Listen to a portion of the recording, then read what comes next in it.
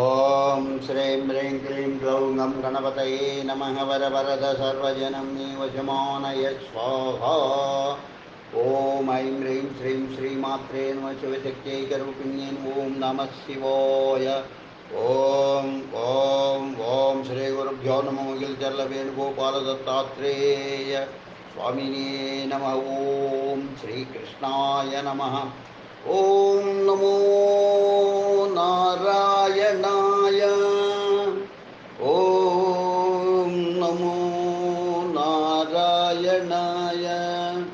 ఓం నమో నారాయణాయ. ఓం నమో నారాయణాయ. ఓం నమో నారాయణాయ. ఓం నమో నారాయణాయ. ఓం నమో నారాయణాయ. ఓం నమో వాసుదేవాయ. ఓం నమో వాసుదేవాయ. ఓం నమో వాసుదేవాయ. నారాయణోపనిషత్తు తెలుగు. సృష్టి ప్రారంభంలో ఉన్నవాడు పరమేశ్వరుడైన నారాయణుడొక్కడే. అతడు సృష్టి చెయ్యాలని అనుకున్నాడు. అప్పుడు నారాయణుడి శరీరం నుంచి సూక్ష్మరూపి అయిన హిరణ్యగర్భుడు పుట్టాడు. ఆ తరువాత ఆకాశాది పంచభూతాలు పుట్టినాయి. ఈ రకంగా నారాయణ నుండి బ్రహ్మ, రుద్రుడు, ఇంద్రుడు, మరీచి, కశ్యపుడు మొదలైన ప్రజాపతులు, ఏకాదశి రుద్రులు, ద్వాదశాదిత్యులు, అష్టవసులు, సకల వేదాలు ఉద్భవించాయి. ఒకటేమిటి, చరాచర జగత్తంతా నారాయణ నుండే పుట్టింది. ఇవన్నీ అసలు నారాయణలోనే ఉన్నాయి. చివరకు నారాయణు ఎందే లయమవుతున్నాయి. ఈ తత్వం ఋగ్వేదంలో చెప్పబడింది. ఓ నారాయణుడే సత్యం, నిత్యము అయినవో నారాయణుడే బ్రహ్మ, నారాయణుడే శివుడు. అతడే ఇంద్రుడు, భూమి, ఆకాశం, కాలము, దశ దిశలు అంతా నారాయణుడే. ఊర్ధ్వ భాగాన ఉన్నది నారాయణుడే, అధో భాగాన ఉన్నది నారాయణుడే, మధ్య భాగాన ఉన్నది నారాయణుడే, బాహ్యాభ్యంతరములు అన్నంతటా ఉన్నది నారాయణుడే. భూత భవిష్యత్ వర్తమానాలు నారాయణుడే. అతడు నిష్కళంకుడు, నిరాంజనుడు, నిర్వికల్పుడు, పరిశుద్ధమైన వాడు, అద్వితీయుడు. అతన్ని వాక్కులతో నిర్వచించలేము. నారాయణుడు తప్ప వేరెవ్వరూ లేరు. ఈ విషయం గ్రహించిన వాడు కూడా నారాయణుడే అవుతాడు. ఈ విషయం యజుర్వేదంలో చెప్పబడింది. ముందుగా ఓం అనాలి, తరువాత నమో అనాలి, తరువాత నారాయణాయ అని అనాలి. ఓం నమో నారాయణాయ అనేది 8 అక్షరాల గల అష్టాక్షరి మహామంత్రం.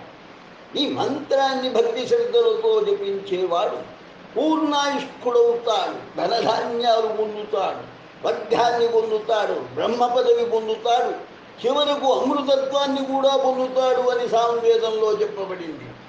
ఓం నమో నారాయణాయ. ఓం నమో నారాయణాయ.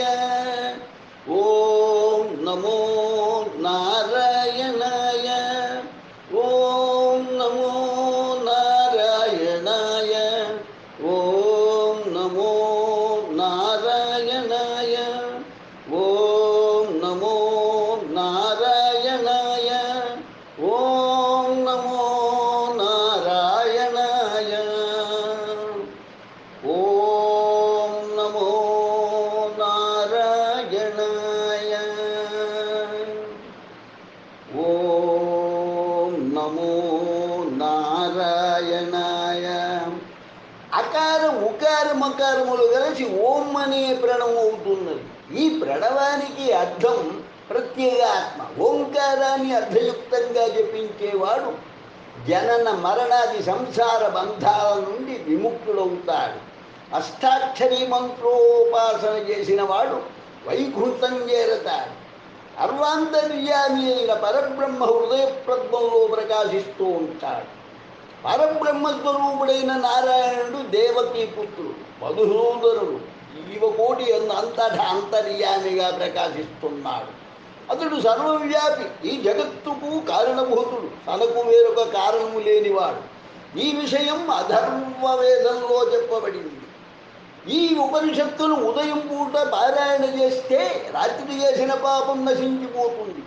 సాయంత్రం పారాయణ చేస్తే పగలు చేసిన పాపం నశిస్తుంది. మధ్యాహ్న కాలంలో సూర్యుని ఎదురుగా కూర్చొని ఉపనిషత్తు పారాయణ చేస్తే పంచమహాపాతకాలు నశిస్తాయి. నారాయణోపనిషత్తులు పారాయణ చేస్తే 4 వేదాలు పారాయణ చేసిన ఫలితం దక్కుతుంది. అంత్యకాలంలో నారాయణ సాయుధ్యం లభిస్తుంది. ఈ రకంగా దీని గురించి తెలుసుకున్నవాడు కూడా సాయుధ్యం పొందుతాడు. ఈ నారాయణోపనిషత్తును వేదోక్తంగా చెప్పబడింది కాబట్టి దాన్ని అందరికీ అర్థమయ్యే విధంగా, అందరూ తెలుసుకునే విధంగా అందరూ దీన్ని విన్నట్టయితే వారికి ఆయురారోగ్య ఐశ్వర్యాభివృద్ధి కలిగి ఆనంద జీవితం కలుగుతుంది. ఓం తత్సత్. శ్రీ గురుభ్యో నమః. ఓం నమో నారాయణాయ. ఓం నమో నారాయణాయ. ఓం నమో నారాయణాయ. ఓం నమో నారాయణాయ. ఓం నమో నారాయణాయ. తొలి ఏకాదశికి ముఖ్యం నారాయణుడు కాబట్టి ఈ తొలి ఏకాదశి రోజు ఈ యొక్క స్తోత్ర వివరాన్ని విని ఆనందించి ఆయురారోగ్య ఐశ్వర్యాభివృద్ధులు పొందండి. ఓం నమో నారాయణాయ అని అష్టాక్షరీ మంత్రాన్ని జపిస్తూ ఉండండి. ఓం నమో నారాయణాయ. ఓం నమో నారాయణాయ. ఓం నమో నారాయణాయ. ఓం నమో నారాయణాయ. ఓం నమో నారాయణాయ. ఓం నమో నారాయణాయ. లోకా సమస్తా సుఖినో భవంతు. లోకా సమస్తా సుఖినో భవంతు. లోకా సమస్తా సుఖినో భవంతు. ఓం శాంతి శాంతి శాంతి. స్వస్తి.